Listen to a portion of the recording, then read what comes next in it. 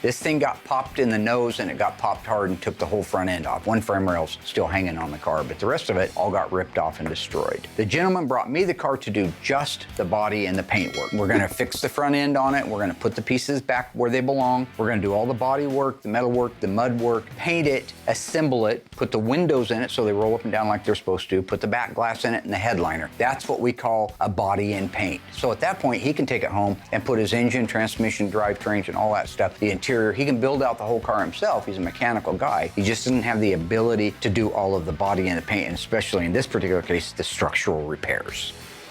So this is the area you can see that they removed the left-hand frame rail. All the spot welds are drilled out. You can see here where the frame rail, when it got hit that way, it also went up in the air. That's how I have a dent right here. So based on the fact that this back baffle is puckered right here, the frame rail is that way, and this kink right here, I can tell that the impact on this car is this way.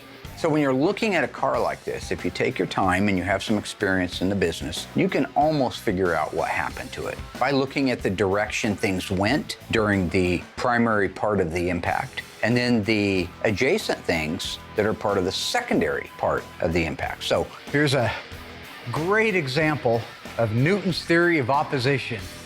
For every action, there's an equal and opposite reaction. See these dents? Those dents don't come from a hammer. That's from the drivetrain that was in this car when it got hit. Because when it got hit and went up and stuffed that rail over, the engine was sitting still at the time of the accident. When it got hit, it banged over off of the right-hand floor opening and back into the center again. That's what caused that dent, is inertia.